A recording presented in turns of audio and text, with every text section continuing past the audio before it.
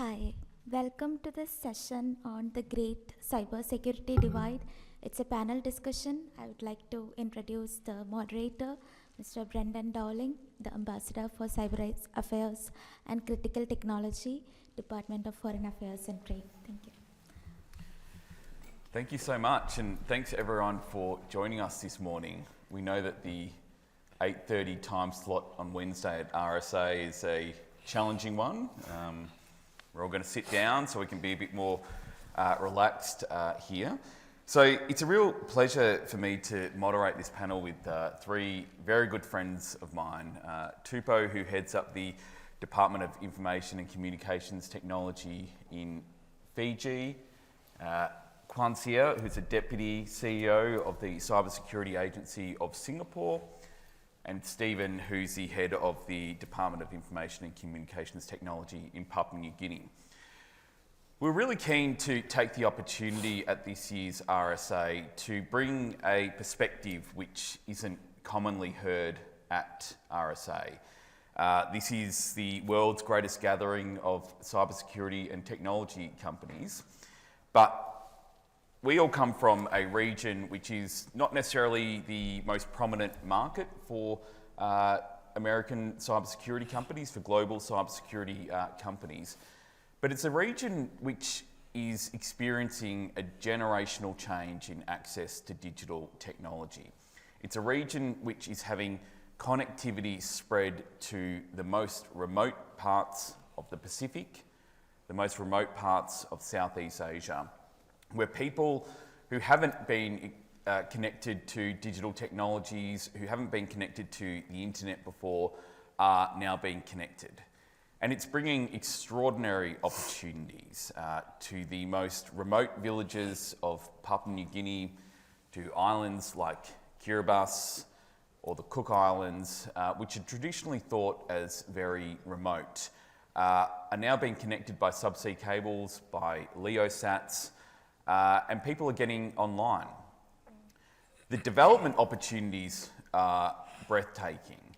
Businesses are connecting, digital service delivery by governments changing people's lives, education, medical technology, genuinely life-changing development opportunities. But we have a real challenge in the region. We have technology being deployed that is not secure. We have a lack of cybersecurity capability, be it in services and products or in skilled workforces. What this means is that as people are getting connected, the vulnerabilities are spreading possibly at a greater rate than the opportunities are.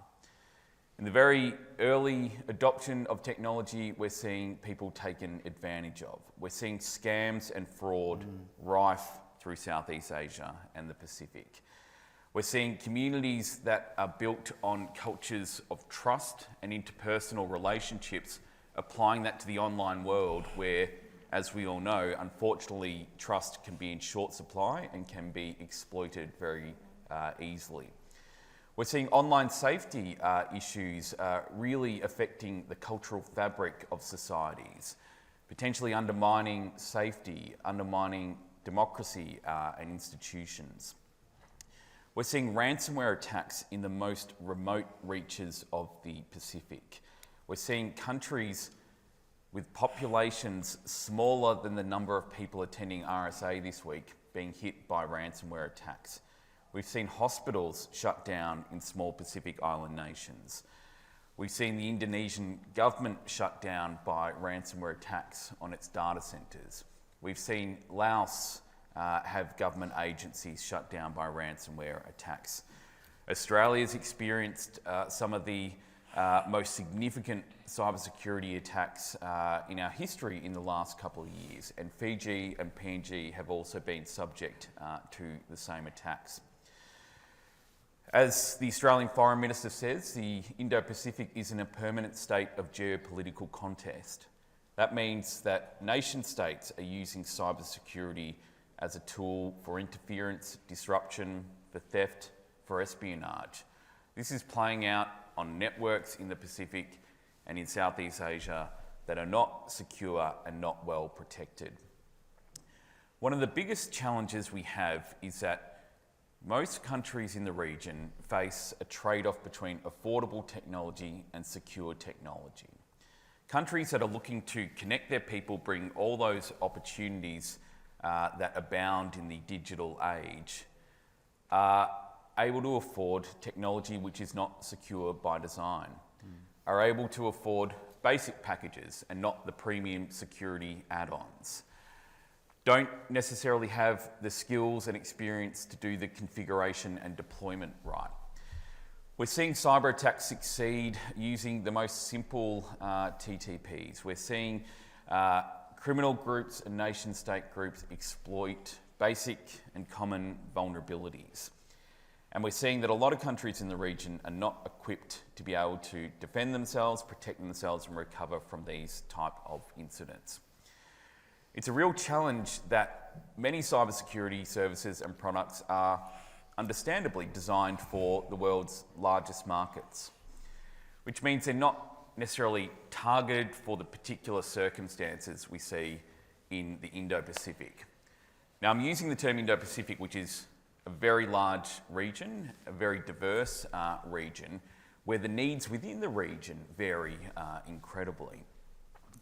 What we're seeing is that in government agencies or infrastructure services with very low ICT budgets, cybersecurity can often be an afterthought.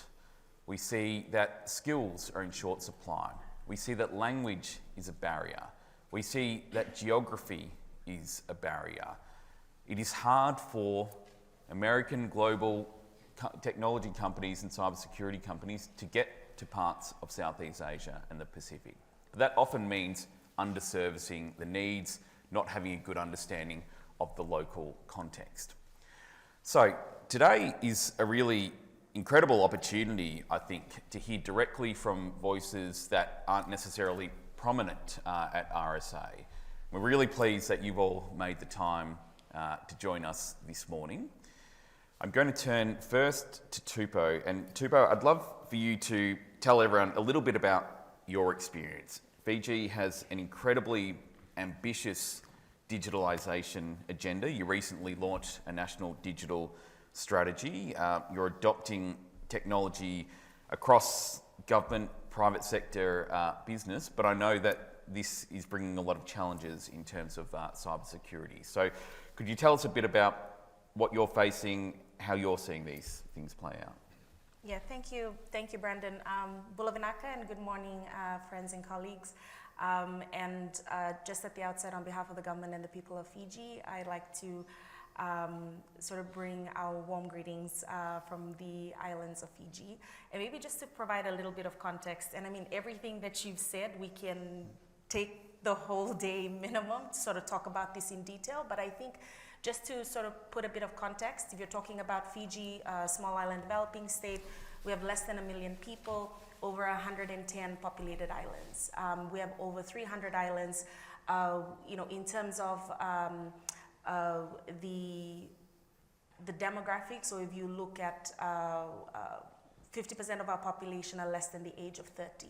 And so there really is a lot of opportunity there. And as Brandon had mentioned, digitalization efforts are going on in full force.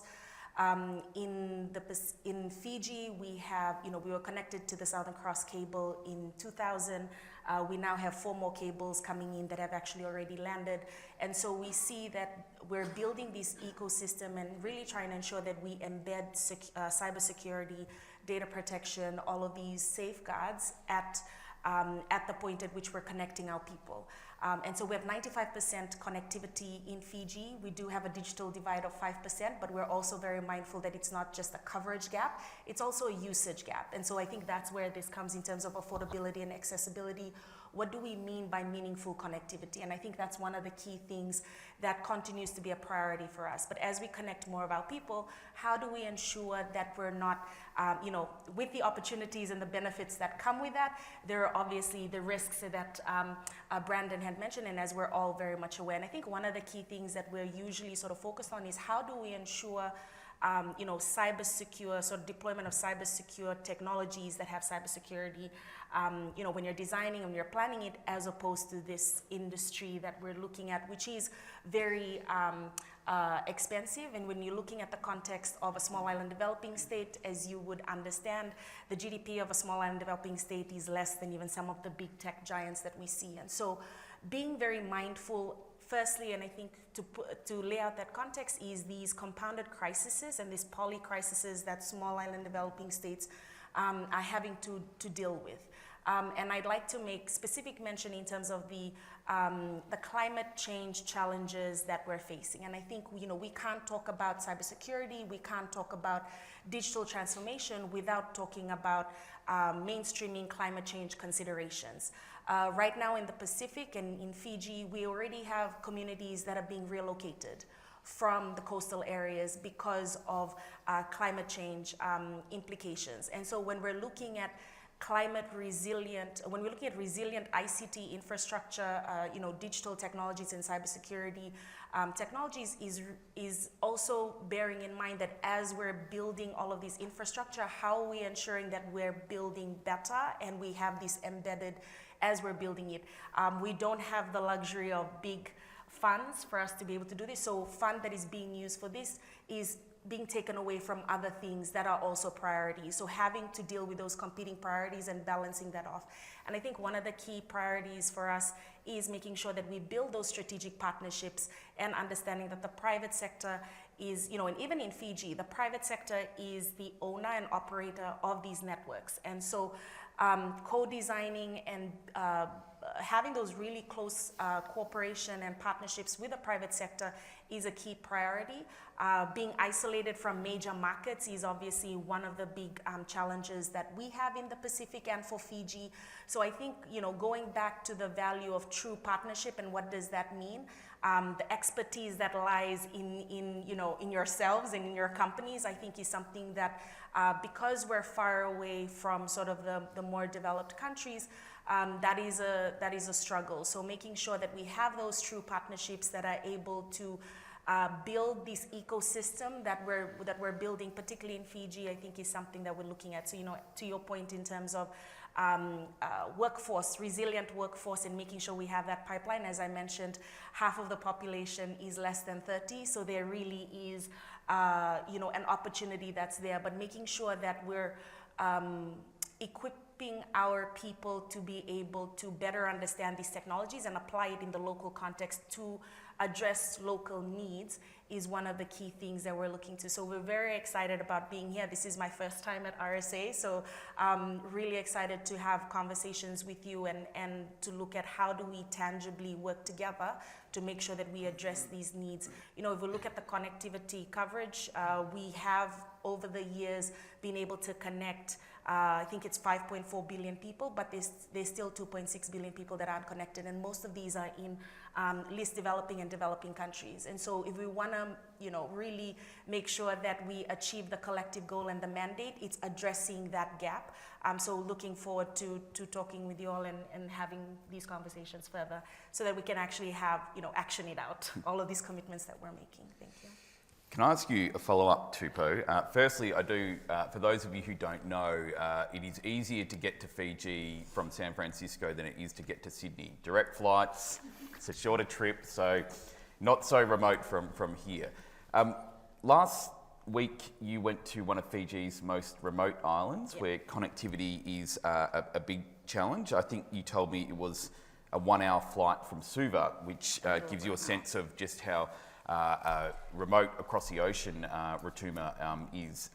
Any observations you could share about that type of community who are experiencing connectivity in its very early stages? Yeah. No, thank you, Brendan. And very, very, it was really great to go out to one of our most remote islands that is closer to another neighboring country than it is to the capital of Fiji, which is Suva. Rotuma is an island that has 2,000 people on it. There are 7 sort of villages or districts that are there. And so this was actually one of the projects that we have with ITU, which is the UN ICT specialized agency, really looking at smart islands and what does that mean in terms of achieving that objective. And I think one of the things that really came front to mind, and this is part of bridging the digital divide of the 5% that we're seeing in Fiji. things that we take for granted in the capital city, but also, you know, when we come out to these places where you have connectivity everywhere, it allowed us to be able to witness that firsthand in terms of the challenges that our people in the most remote islands, but also nestled within the two main islands within Fiji. And, you know, as we all know, you can have a tower that's on one side of a mountain, and there's a village on the other side of that mountain. You know, they're not going to be connected. And so how do we make sure that we're able to get them meaningful connectivity, I think, is the first thing. And then the second is, how do we deliver services in a way that's secure and reliable to be able to empower them to uplift their lives and contribute to the national economy. And I think for us, it was really great that we were able to sort of launch the first phase, which was smart classrooms. We actually had, there were 181 high school students, so there was only one high school in the whole, on the whole island. And so really working on, you know, last mile connectivity, what does that mean? But also, how do we ensure that even, you know, we're packaging into not just connect these communities, but how do we deliver these services? How do we ensure that they have the digital literacy that's in place to be able to safely navigate these spaces? So I think that was one that was really, you know, that's really front of mind. And maybe just to add on to that, there was another island that I had gone to a couple of years ago as part of our telecenter program, which is basically connecting our communities and our schools. So we would set up a community sort of computer lab where we would have it in a remote, because a lot of the communities are sort of situated around a health center and a government station, which would be sort of, and the school. And so it was quite interesting because I spoke to one of the teachers that were there and the students when we opened up that computer lab, and they had mentioned, you know, now I don't have to cross two mountains to be able to get a signal, so that I can call, you know, the ministry headquarters to be able to give my reports. And so this was 2-3 years ago. Since then, we've made sure that we're meaningfully connecting these communities, but also with the advance in technologies that we're seeing, we're able to now sort of leapfrog in a lot of areas. But how do we ensure the sustainability of those sort of initiatives that we're rolling out is another area that we're looking at. But yeah, just a little bit of snapshot on Rotuma. I love it. Kwanzaa, Singapore is a really unique country, one of the most digitally, technologically advanced countries in the world, and you've always straddled that east-west divide. Your population, highly literate, highly educated, some of the most innovative technology firms in the world, but you are as comfortable, I think, in a context like San Francisco as you are in a context like Kuala Lumpur. So could you tell us a little bit about where Singapore is sitting at that kind of crux of that divide, working for the advancement of your own people, but also being a really prominent leader in ASEAN, the Association of Southeast Asian Nations, and also working with ASEAN countries to build up their security, their access to digital technology? Right. Thanks, Brian. My name is Kwanzaa. I'm the Deputy Chief Executive as well as the Deputy Commissioner of Cybersecurity in Singapore. Just maybe a little bit of the background of Singapore for those who have not been there. It's already a tiny island as well, just very much like Fiji as well as Papua New Guinea. If you drive very fast from the west to the east, you will fall off the island in 45 minutes. That's how small it is, right? So 700 square kilometers. And we didn't start off being a very digital nation. But as a small country, we have no natural resources. So what we have is only just human capital, and hence the early days we invested a lot in ICT, and where we are to reap the benefit of the technology can offer to us. So this is how we started, and over the years, we continue to invest in the ICT. We have different versions of the Smart Nation vision. We are now into the Smart Nation 2.0 vision. It will be digital trust. digital society, digital economy, and it's really in the area of digital trust that we spoke about that we think it's important to invest heavily in the secure and safe use of ICT. So that's where my agency sits in to make sure that we continue to deliver a very safe and secure environment for our IT usage. Now having said that, yes, it's interesting that we are sitting at a crossroad between the West and the East, and in the part of the region that we are in, we continue to do what we can to play a role in driving the conversation on the secure use of ICT. So what have we done? One of the things that we have set up since, I think if I'm not mistaken, in 2016 is the ASEAN Singapore Cybersecurity Center of Excellence. Right? So that center provides an opportunity for regional countries to host workshops, training seminars, and opportunities for dialogues in the center. We also, since 2020, initiated a discussion on the ASEAN Regional Cert, and very happy that sometime last year, Singapore put aside a 10 million of over the next 10 years to invest in a ASEAN Regional Cert, a center hosted in Singapore. Malaysia is taking the lead this year to drive the conversation on the ASEAN Regional Cert. So these are just but two initiatives that we put forth to in our part of the world to drive the conversation, to drive the capacity building in the secure use of ICT. Another one that we work with in the United Nations is actually the United Nations Singapore Cyber Security Fellowship Program. Let me see, I think we started, this should be our sixth iteration of the workshop fellowship, and we have over 100, I think, fellowship members from 82 different countries in Singapore, and we will continue to do that. And I think this is very important because the fellowship gives opportunity for different UN member state countries to come together and actually have and understand the different cybersecurity strategies that one could adopt to build up a safer and more secure ICT environment. Yeah. Mm-hmm.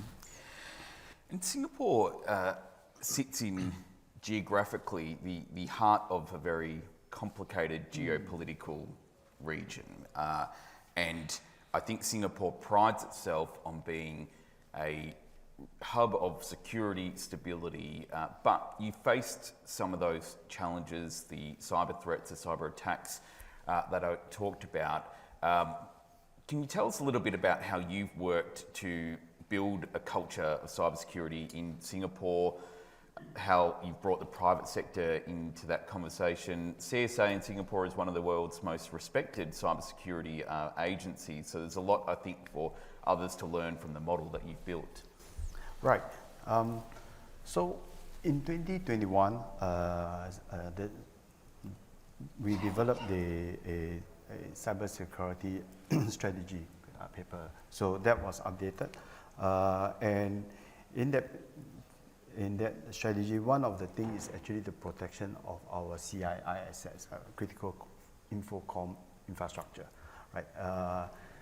Like I mentioned, Singapore is a very digitally connected country, right? So our CIIs therefore play a critical role to make sure that they continue to deliver the services.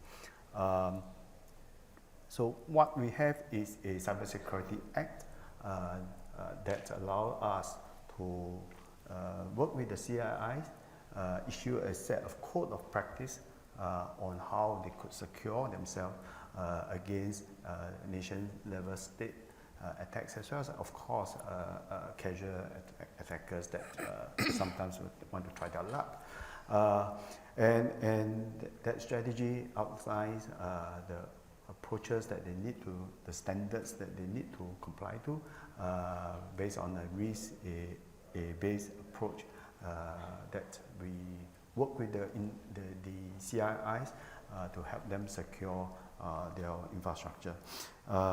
So that is one part on the CIIs. Beyond that, at the citizens level, we will work and have developed a safer cyberspace master plan. This is for the rest of the community, where we will help to secure both the smaller, medium companies, the small enterprise, as well as the citizens in the adoption.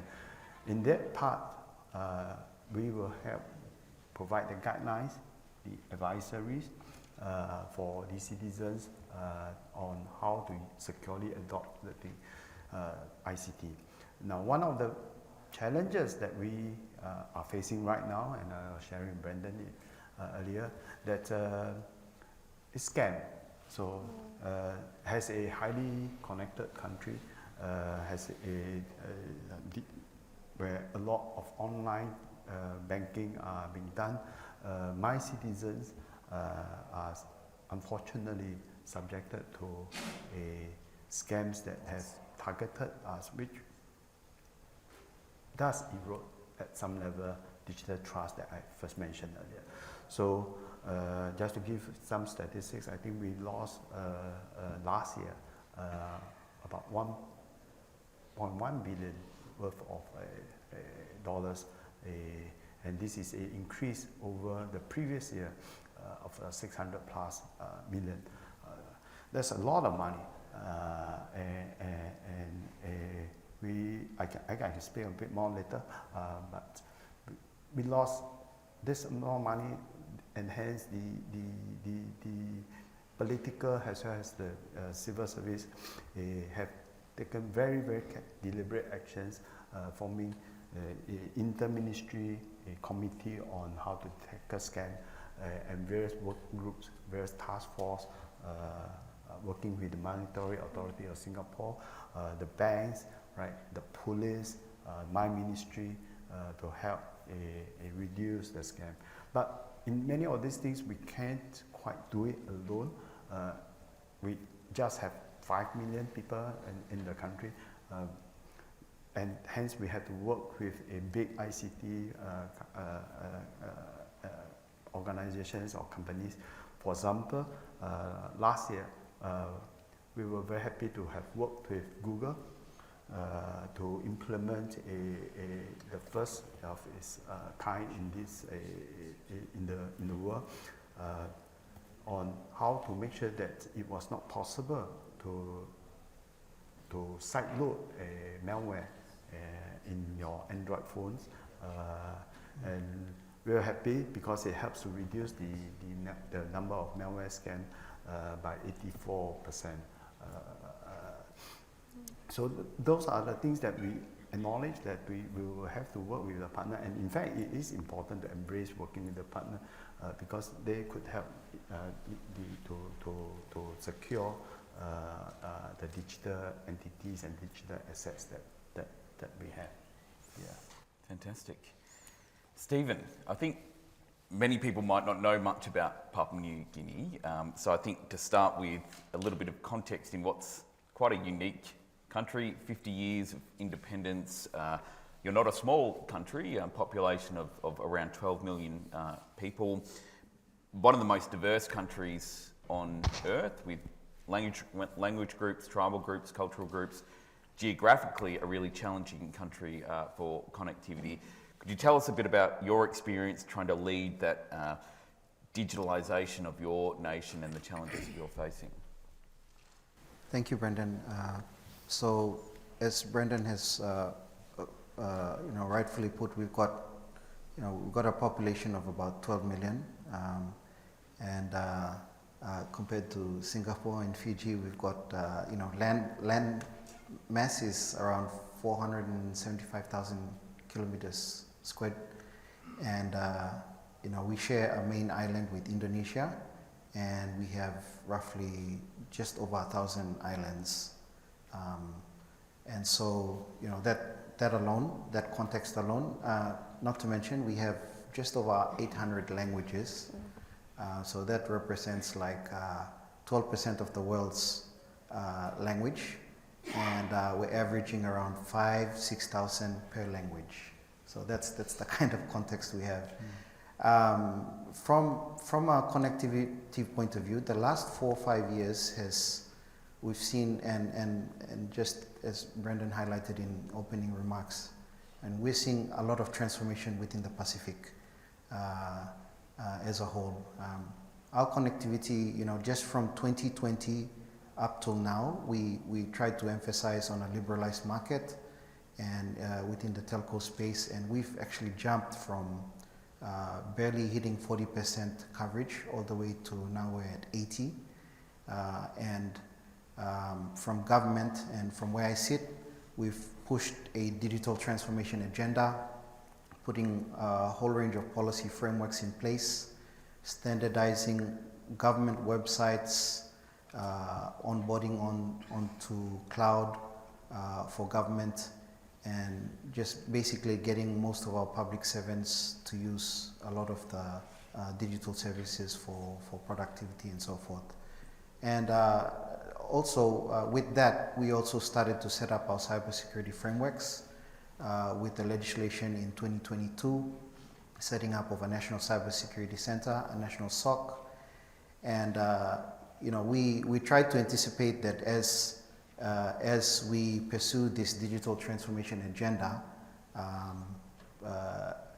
the prominence of cybersecurity would emerge, and I think that's proven to be true. Within the last 12 months, at our national SOC, we've seen the number of threat detections has grown by about 67%, and it looks like it's like exponential. It looks like it's exponential, and so what I would say, the theme that we have, the great divide within cybersecurity, it actually comes with a lot of that responsibility from government as well as industry, but with that responsibility, what I would say to industry is that within that entire value chain of cybersecurity, from policy making all the way to implementation, there's great opportunity as well. And what I like to say to vendors that come in and start discussing with both government and across industry is that we like to see these vendors as development partners, because we have a growing industry in cybersecurity. As we set up the enabling ecosystem, the legislative frameworks, there's so much we need to do as a developing nation to protect ourselves. And so, I like to tell vendors that come in as development partners, work with us, grow with us.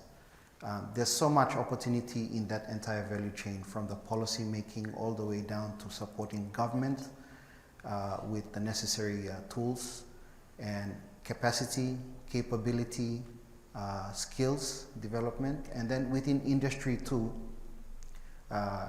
banking, superannuation, all the critical infrastructure and services. There's a whole range of space to grow with countries like Papua New Guinea, and for that matter in the Pacific.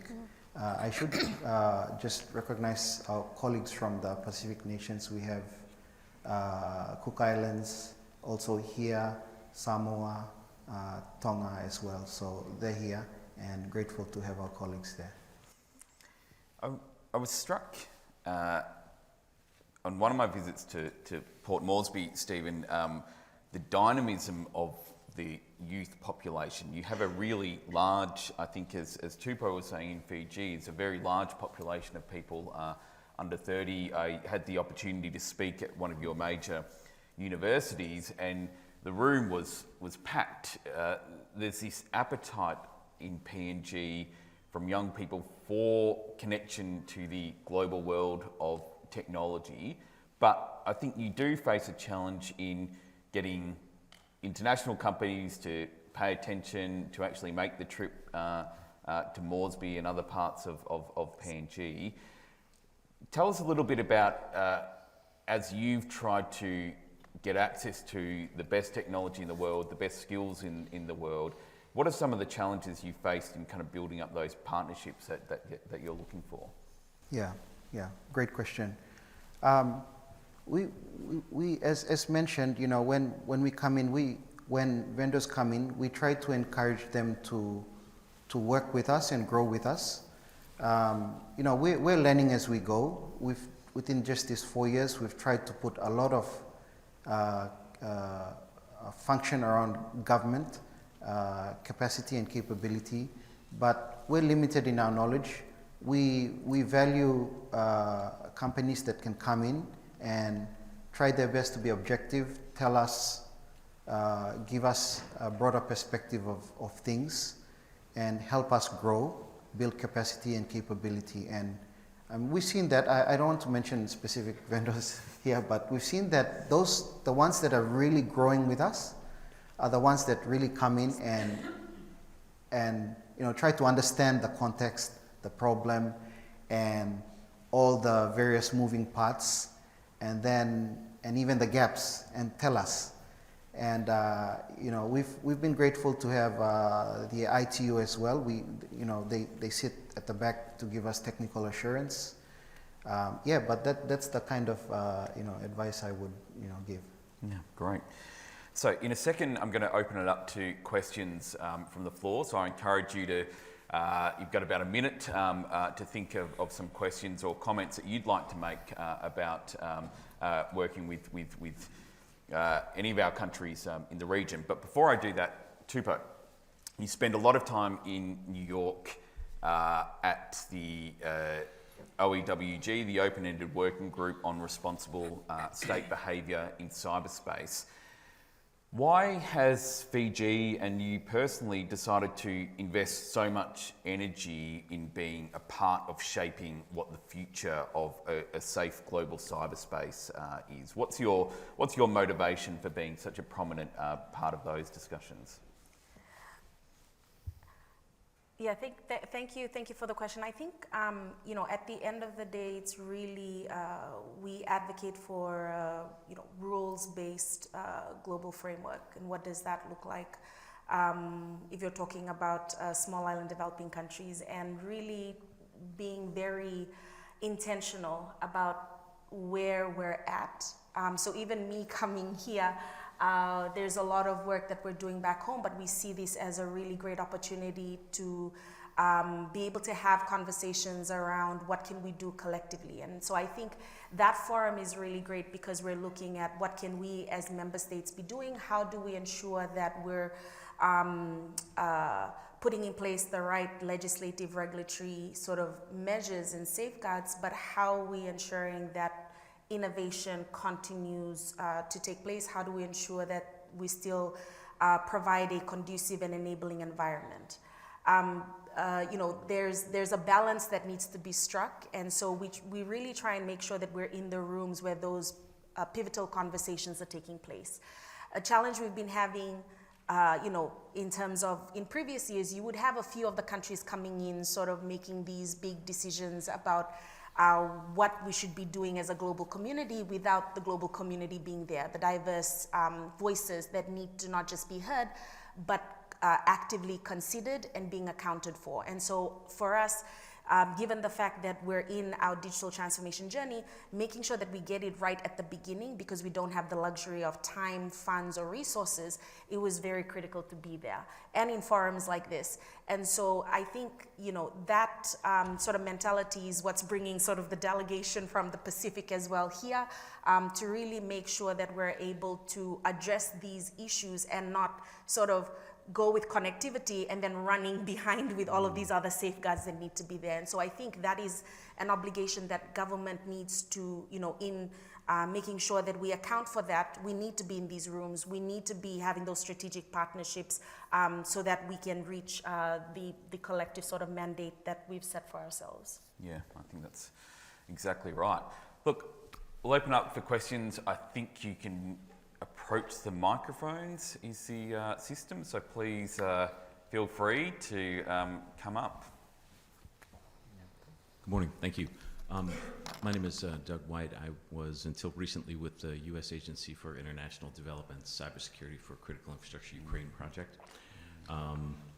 And I've been working in Ukraine for about 7 years, building capacity for cybersecurity, mainly within government and within state-owned enterprises that are critical infrastructure operators. First, a comment and a question to follow. Government of Ukraine has done a lot in digital transformation. They've got a Ministry of Digital Transformation. They've been very successful in delivering an application called DIA, which is the government interface with the citizenry. They've put a lot of services onto that platform. And if you haven't, if you're not too familiar, I highly recommend that you look at Ukraine's experience in this space. They are making that platform open source available to whomever wants to become involved and pick up that platform. And they're making some of their integrators and experts available for that as well. So that was my comment. My question is, one of the challenges we've had over the years is in looking at that massive asymmetry between what it is that some countries need in terms of their cyber defense and what it costs to go to vendors across the street for these solutions, yeah? There are sort of financial equities at stake, which is how much does that service sort of cost? But I have often spoken with my Ukrainian friends to consider the non-financial equities that can be brought into this conversation. And you spoke to the notion of public-private partnerships. And one of the things that I'm trying to explore and theorize on is what are the non-financial equities at stake which governments can bring to industry. And here I'm speaking specifically to the data that you have access to. And in particular, like Ukraine, you live in a rough neighborhood with a lot of northern APT actors. What's the threat intelligence data and what's the value of that threat intelligence data that you have access to through your government networks to industry? And can that non-financial equity be turned in favor of addressing some of the shortfalls you have financially? Thank you. Fascinating question. Stephen, do you want to go first? Great question. I think there's financial and non-financial equity opportunity, but there is from like our national SOC, we've got data there. We monitor across 80% of our public bodies. We've extended our services to the SMEs as well and startups for endpoint protection. So we're seeing a number of things that can definitely be discussed, and there's opportunity there. I think it strikes me that the way you get to that is through that partnership and by that conversation. You can't sort of, in the abstract, figure out what the right arrangement is with a country like PNG or Fiji. You actually need to sit in a room, figure out what's the right approach. I think this is a really interesting conversation around AI as well, where, as you say, Stephen, 800 languages, we're looking for AI tools that are diverse, can be applied in different kind of cultural settings, actually sitting down in country, having a conversation about how to best access that, what are the partnership arrangements in place is crucial. And I think Ukraine was kind of really forced to come to that by Russia's invasion, but getting ahead of that, I think it feels to me that's it's a really interesting point. Did you want to come in on any of that before we go to the next question? I think For me, it really comes down to trust. And so building that trust and what does that look like and what's comfortable, I think that's where we start. And really, you know, as you had mentioned, Brandon, it's having those critical conversations. And so for us, it's having those conversations now because we see all of the lessons. We're starting our digital journey, you know, sort of later compared to other developed countries. And so we see the lessons that are there and how do we ensure that we embed that at the very beginning, which is why making the trips and having these sort of discussions to understand the context. And I think that's very, that's where the trust begins, is can we have a conversation, understanding the full context, what are the right problems that we're trying to deal with right now, and what tools do we have right now to be able to address that? And then I think we move on from there. Sorry, if I may just, if I may just add to where we left off on the public-private partnership, I think we are at the part where we are building a national cyber command center right now. So we are at phase 1. The whole program is about 300 million or something like that. But we realized that very quickly that it is not quite possible to build all this by ourselves, right? Yeah. So what we really need is a very, very strong public-private partnership. And it's not just about the people building the thing. It is about people who need to operate the CRI that I mentioned earlier. They will also need to have the information. They have to have a seat at the command center. They need to be able to benefit from the threat intelligence that come up from the command center so that they could use that information to actually help to secure their CII asset as well. So I think this is very to Paul's point about the trust that you can, because if not, what people see will be just a regulator, which is really what we can't do it by ourselves, because in the building is a secure cyberspace. We just can't do it by ourselves. It has got to be a team sport, whether it's at the United Nations, like you rightly mentioned, or at a small country level like Singapore, and in building a command center to make sure that everybody have a seat also at the command center. Yeah, So. yeah. Sorry, just really quick, because this is a great question. From Papua New Guinea, we're actually also setting up under our public enterprise ministry a couple of commercial entities. And so when you look at financial equity contribution there, like we're looking at a cybersecurity entity, commercial entity, and then we're looking, like when you look at DPIs as well, digital ID, interoperability as a service that can be commercialized and sustained. So we're looking at sustainability from that. There's also opportunity for like equity, for shares and so forth. So that's a whole discussion that we could have with those that are interested. Yeah, great. Good morning, Alex Acosta. Ms. Tupo, you said something that fascinated me when you were talking about going out to this remote island and talking about the vast cultural and linguistic diversity of kind of the Indo-Pacific at all. The question is, as you're bringing some of these populations into kind of the digital space, how do you contextualize and think about the challenge surrounding what might be these cultures that are embedded in trust and the cyber awareness that comes with communicating that the intentionality of actors that you might meet will be completely devoid to what kind of culturally you're used to? How do you approach that with such a diverse population set? Thank you. That's a great question. Okay, I'll start. No, really, really great question. I think, and that's why I think it's important that we need to be able to empower our local people.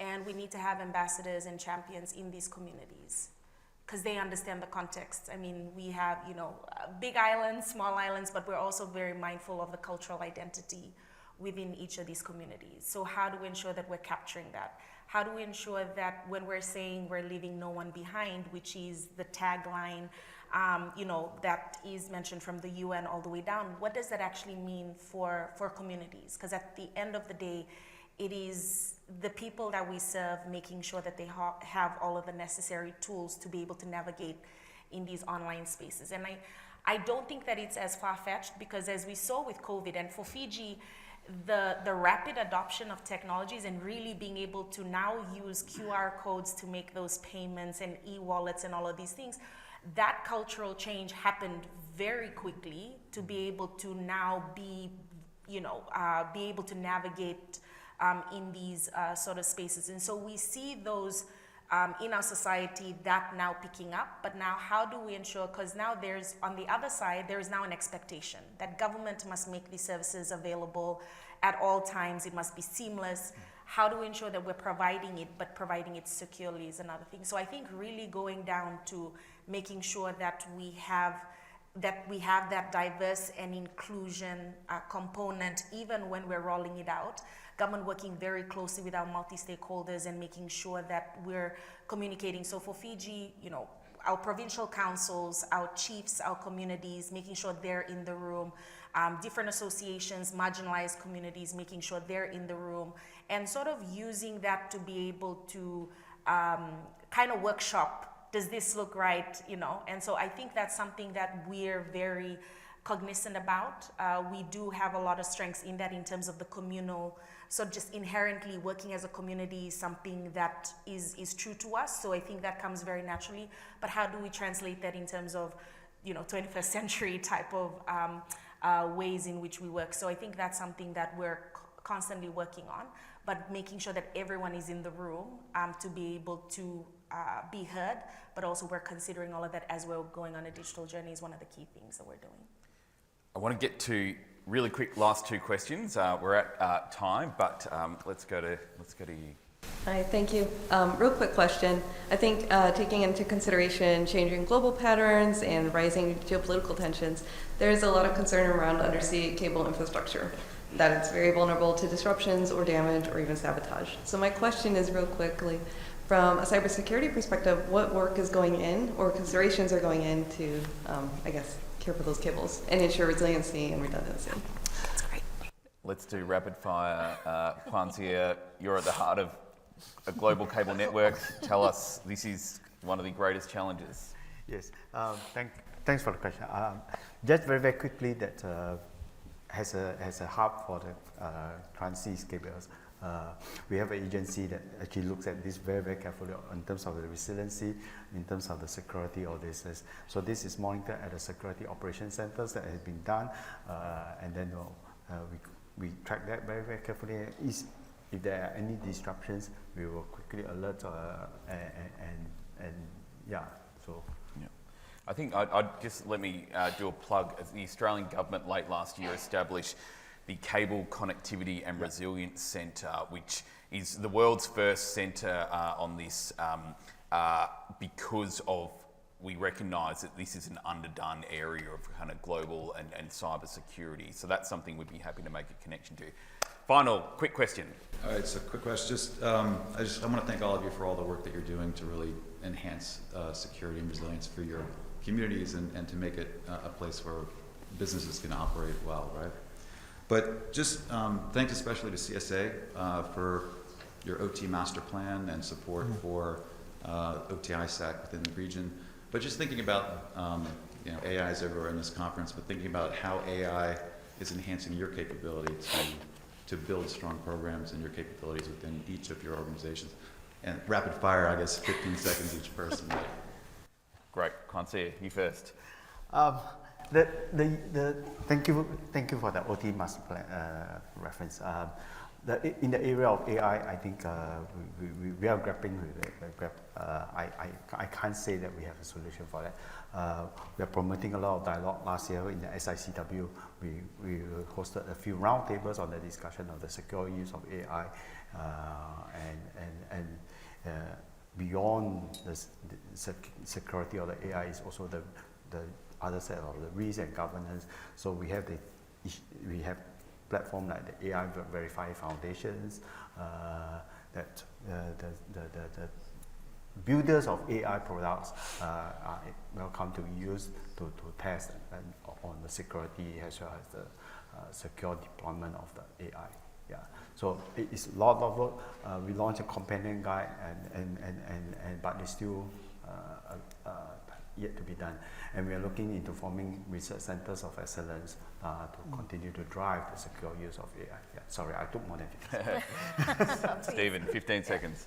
Oh, I don't have any further comment on that, but let me just, I forgot to acknowledge New Zealand, part of our Pacific family, so I think New Zealand somewhere here. Perfect. Tupo? Really great question. I think for us is two key areas that we're looking at is the environmental impact of it and making sure that that's also something that's being discussed as we're talking about the potential of it.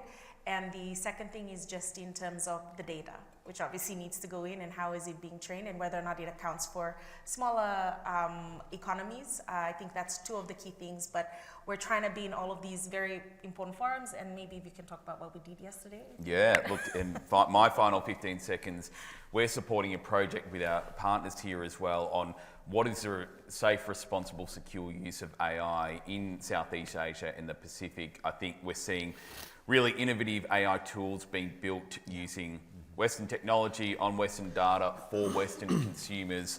We're really keen to encourage industry to look at what are the development needs in Southeast Asia and the Pacific. How can AI tools be applied in that context where there isn't necessarily strong compute capability, connectivity is an issue, but also the opportunities to use AI for education, climate, health are huge. We're at time. Thanks so much for taking the time early in the morning. Really appreciate the attention and the excellent questions and look forward to seeing you all throughout RSA. Thank you.